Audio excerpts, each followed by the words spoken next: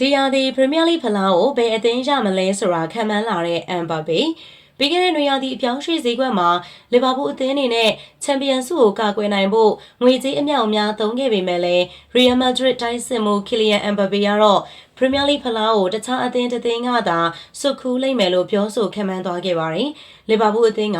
ဗြိတိန်စံချိန်တင်ပြောင်းရွှေ့ခြင်းနဲ့အလက်ဇန်ဒါအီဆက်ကိုခေါ်ယူခဲ့ပြီးတဲ့နောက်ဒီနွေမှာပေါင်သန်း400ကျော်သုံးစွဲခဲ့ပါတယ်။အီဆက်အတွက်ပေါင်125တန်း Florian West နဲ့ Hugo Ekitike တို့အတွက်ပေါင်သန်း200သုံးစွဲခဲ့တာကြောင့်လီဗာပူးအသင်းကပရီးမီးယားလိဖလားကိုထပ်မံဆုတ်ခူးဖို့ရေပန်းစားနေတဲ့အသင်းတစ်သင်းဖြစ်လာပါတယ်။ဒါပေမဲ့အမ်ဘာပေကတော့တခြားအသင်းတစ်သင်းကသာချန်ပီယံဆုကိုရရှိသွားလိမ့်မယ်လို့ယုံကြည်နေပါတယ်။ဒါပေါ့လီဗာပူးအသင်းကိုတော့အရင်ဦးဆုံးပြောရပါလိမ့်မယ်။ဘာဖြစ်လို့လဲဆိုတော့သူတို့ကစူဖလားတွေတစ်ခုပြီးတစ်ခုစုခူးဖို့ဆုံးဖြတ်ထားလို့ပါ။ဒါပေမဲ့အာဆင်နယ်အပေါ်လဲကျွန်တော်မျှော်လင့်ချက်ကြီးထားပါတယ်။ဘာဖြစ်လို့လဲဆိုတော့အာဆင်နယ်အသင်းရဲ့အဓိကကစားသမားတွေကတဦးနဲ့တဦးနှစ်ပေါင်းကြာမြင့်စွာတည်ကျွမ်းနေတာကြောင့်ပါ။ဒါဟာဘောလုံးလောကမှာအရေးကြီးတဲ့အချက်တစ်ချက်ပါ။ပြီးတော့ဘက်ဂွာဒီယိုလာနဲ့အာလင်ဟာလန်တို့မှာရှိတဲ့မန်စီးတီးအသင်းကတော့အမြဲတမ်းရှေ့ဆုံးမှာရှိနေမှာပါဆိုပြီးတော့ခင်ဗျာဦးပြောဆိုခဲ့ပါတယ်။အဲဒီအခါပရီးမီးယားလိဖလားကိုဘယ်အသင်းရမလဲလို့မေးတဲ့အခါ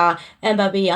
အဲ့ဒါကိုဖြေဆိုဖို့ခက်ခဲပါတယ်။အာဆင်နယ်အသင်းဖြစ်မယ်လို့တော့ထင်ပါတယ်။ဒီနေ့ကသူတို့နဲ့ဖြစ်လာနိုင်ပါတယ်။မန်စီးတီးဒါမှမဟုတ်လီဗာပူးလို့ပြောလိုက်ရင်တော့ပိုပြီးတော့လွယ်ကူမှာပါဆိုပြီးအမ်ဘာပေကပြောဆိုခဲ့ပါတယ်။လီဗာပူးအသင်းဟာပရီးမီးယားလိ3ပွဲကစားပြီးမှနိုင်ပွဲပြရရှိထားတဲ့တည်င်းသေးသောအသင်းဖြစ်ပါတယ်။နေပြအာနီစလော့ရဲ့အသင်းဟာအဖွင့်ပွဲစဉ်မှာဘုံမောက်ကို၄ဂိုးသွင်းပြီးတော့အနိုင်ရခဲ့ပါတယ်။အဲဒီနောက်နယူကာဆယ်နဲ့ပွဲမှာတော့နာကျင်အချိန်ပိုမှာသွင်းခဲ့တဲ့ဂိုးနဲ့အနိုင်ရခဲ့ပါတယ်။အာဆင်နယ်နဲ့ပွဲမှာတော့ဒိုမီနစ်ဆိုဘိုစလိုင်းရဲ့ free kick ကြောင့်အနိုင်ရခဲ့ပါတယ်။အဲဒီအတွက်လီဗာပူးအသင်းက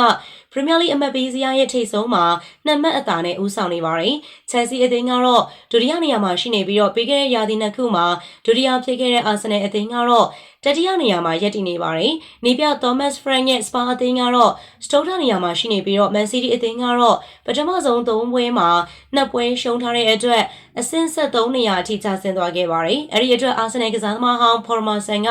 ရာသီမစခင်မှာသူ့အနေနဲ့အာဆင်နယ်အသင်းကိုပရီးမီးယားလိဖလားရမယ်လို့ခန့်မှန်းခဲ့ပေမဲ့လီဗာပူးကိုအီဆက်ပြောင်းရွှေ့အပြီးမှာတော့သူ့ရဲ့အမြင်ကိုပြောင်းလဲပြောဆိုသွားခဲ့ပါတယ်။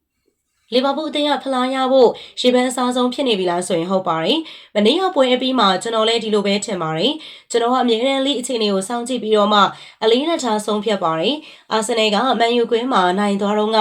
အာဆင်နယ်ကိုအားတာတယ်ဆိုပြီးတော့ကျွန်တော်ထင်ခဲ့ပါတယ်။အခုတော့လီဗာပူးကနယူကာဆယ်ကိုနိုင်တယ်။အာဆင်နယ်ကိုနိုင်တယ်။ကျွန်တော်မြင်မှာတော့လီဗာပူးကဒုတိယဂီယာတောင်မထိုးရသေးပဲကောင်းကောင်းကစားနိုင်သေးပဲနဲ့ဒါတော့လုပ်ပြထားတာပါ။ပွဲကိုကြည့်နေရင်လည်းကျွန်တော်တွေးမိတာကအာဆင်နယ်အသင်းကအန်ဖီမှာဒီလောက်တောင်အေးအေးဆေးဆေးကစားနိုင်တာတခါမှမမြင်ဘူးပါဘူး။ဒီလိုတတောင်တကစားနိုင်တာတောင်သူတို့ရှုံးခဲ့ရပါတယ်။လီဗာပူးလုံးနေတဲ့နောက်ထပ်အရာတစ်ခုကတော့အသင်းထဲကိုချက်ချင်းဝင်ရောက်ကစားနိုင်တဲ့ကစားသမားတွေကိုဝယ်ယူနေတာပါပဲ။ဒီကစားသမားတွေက